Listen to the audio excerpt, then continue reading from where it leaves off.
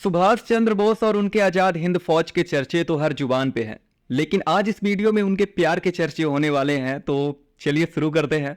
5 मार्च 1936 को सुभाष चंद्र बोस द्वारा एक पत्र लिखा जाता है जिसमें वो अपने पहले प्यार का इजहार करते हैं।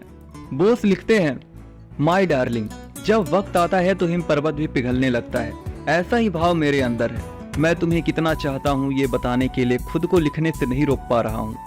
माय डार्लिंग, तुम मेरे हृदय की रानी हो, लेकिन क्या तुम भी मुझसे प्यार करती हो? मैं नहीं जानता कि भविष्य कैसा होगा। हो सकता है कि पूरी जिंदगी जेल में बितानी पड़ जाए। ऐसा भी हो सकता है कि मुझे गोली मार दी जाए या फांसी पर लटका दिया जाए। मुमकिन है कि मैं कभी तुम्हें देख भी ना पाऊं, शायद कभी पत्र भी ना लिख पाऊं, लेकिन भरोसा रखो, तुम मेरे हृदय में हमेशा रहोगी। तुम मेरी सोच, मेरे सपनों में रहोगी। हम इस जीवन में नहीं मिले तो अगले जीवन में मैं तुम्हारे साथ रहूंगा। ये वो पत्र था जो सुभाष चंद्र बोस द्वारा एक बेहतरीन इंग्लिश टाइपिस्ट एमिली सेंकल को लिखा जाता है। एमिली सेंकल एक ऑस्ट्रियाई स्टेनोग्राफर थी और इन्हें इंग्लिश बहुत अच्छे तरीके से आती थी। इंग्लिश के साथ ही इन्हें टाइपिंग का भी नॉलेज था। अब आप सोच रहे होंगे कि ऑस्ट्रिया तो यूरोप में है और सुभाष चंद्र बोस भारत के थे, तो आखिर इनकी मुलाकात कैसे हुई होगी? तो इसके पीछे एक छोटी सी कहानी है। उन दिनों महात्मा गांधी द्वारा एक आंदोलन चलाया जाता है जिसका नाम सविनय अवज्ञा आंदोलन था। इसे 2 चरण में चलाया जाता है। पहला 12 मार्च 1930 को शुरू किया जाता है और 5 मार्च 1931 को गांधी जी अंग्रेजों के साथ समझौता करने के बाद इस आंदोलन को रोक देते हैं। लेकिन कुछ कारणवश 3 मार्च 1932 को महात्मा गांधी द्वारा दोबारा से इस आंदोलन को चलाया जाता है, जिसमें और ज्यादा लोग हिस्सा लेते हैं। इनमें से एक कांग्रेस के युवा नेता सुभाष चंद्र बोस भी शामिल थे। लेकिन अंग्रेज अपने विरुद्ध चल रहे आंदोलन को रोकने के लिए कुछ आंदोलनकारियों को गिरफ्तार कर लेते हैं और इसमें से एक सुभाष चंद्र बोस भी होते हैं। अब सुभाष चंद्र बोस को जेल में बंद कर दिया जाता है, लेकिन जेल में अत्यधिक ठंड के दौरान उनकी तबीयत बिगड़ जाती है और अंग्रेजों द्वारा उन्हें यूरोप भेज दिया जाता है, जहां सुभाष चंद्र बोस ऑस्ट्रिया की राजधानी वियना में अपना इलाज कराते हैं, क्योंकि उस टाइम वियना में बड़ी संख्या में भारतीय छात्र पढ़ाई कर रहे थे और बोस ये चाहते थे कि इन भारतीय छात्रों को आजादी की लड़ाई लड़ने के लिए तैयार भी किया जाएगा और इलाज भी करा लिया जाएगा। इसी उद्देश्य से सुभाष चंद्र बोस ऑस्ट्रिया की राजधानी वियना में अपना इलाज कराते हैं। अब कुछ समय यूरोप में बीत जाने के बाद सुभाष चंद्र बोस को 1934 में यूरोप के एक पब्लिशर द्वारा एक किताब लिखने को कहा जाता है जिसका नाम द इंडियन स्ट्रगल रखना था। अब बोस किताब लिखने के लिए तैयार हो जाते हैं, लेकिन इस किताब को लिखने के लिए उन्हें एक सहयोगी की जरूरत पड़ी जिसे अंग्रेजी का अच्छा ज्ञान हो और इंग्लिश टाइपिंग भी आती हो। अब इस जरूरत को पूरा करने के लिए उनके एक दोस्त डॉक्टर माथुर उन्हें 2 लोगों का रेफरेंस देते हैं, जिनमें से एक का इंटरव्यू लेने के बाद बोस उनसे संतुष्ट नहीं होते और मना कर देते हैं। इसके बाद दूसरे उम्मीदवार को बुलाया जाता है जिनका नाम एमिली सेंकल था और इनकी आयु 23 वर्ष थी। अब सुभाष चंद्र बोस द्वारा इस युवती का इंटरव्यू लिया जाता है और जॉब दे दी जाती है, क्योंकि इनकी इंग्लिश भी अच्छी थी और इंग्लिश टाइपिंग भी अच्छी थी।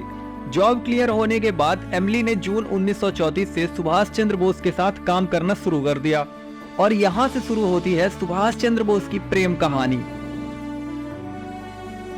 साल 1934 में सुभाष चंद्र बोस की आयु 37 साल की थी, लेकिन इस मुलाकात से पहले उनका सारा ध्यान अपने देश को अंग्रेजों से आजादी दिलाने पर था। लेकिन सुभाष चंद्र बोस ने जब से एमिली को देखा, वो कुछ समय के लिए सब कुछ भूल गए। उन्हें जरा सा भी अंदाजा नहीं था कि एमिली उनके जीवन पर नया तूफान लेकर आ चुकी हैं। सुभाष चंद्र बोस के बड़े भाई के पोते सुगत बोस ने सुभाष चंद्र बोस के जीवन पर एक किताब लिखी है। इस किताब में सुगत बोस लिखते हैं कि सुभाष चंद्र बोस को प्रेम और शादी के कई ऑफर मिले थे, लेकिन उन्होंने किसी में दिलचस्पी नहीं ली। लेकिन एमिली की खूबसूरती ने सुभाष चंद्र पर मानो जादू सा कर दिया था। साथ ही सुगत बोस ने अपनी पुस्तक में एमिली के द्वारा कही गई कुछ बातें भी लिखते हैं। एमिली कहती हैं कि प्यार की पहल सुभाष चंद्र बोस की ओर से शुरू हुई थी और धीरे धीरे हमारे रिश्ते रोमांटिक होते गए। और ये सच भी है, क्योंकि सुभाष चंद्र बोस के द्वारा 200 से अधिक पत्र एमिली के लिए लिखे जाते हैं, जिससे साफ पता चलता है कि सुभाष चंद्र बोस एक नर्म दिल आदमी थे। बोस अपनी शादी से पहले एक पत्र लिखते हैं जिसमें बॉस लिखते हैं, एक दिन भी ऐसा नहीं बीता जब मैंने तुम्हारे बारे में नहीं सोचा। तुम हमेशा मेरे साथ हो। मैं किसी और के बारे में सोच भी नहीं सकता। मैं तुम्हें ये भी नहीं बता सकता कि इस महीने में कितना दुखी रहा, अकेलापन महसूस किया। केवल एक चीज मुझे खुश रख सकती है, लेकिन मैं नहीं जानता कि क्या ये संभव होगा।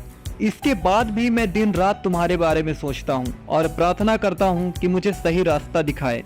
अक्सर दोनों लोग पत्रों के माध्यम से ही एक दूसरे से प्यार का इजहार किया करते थे।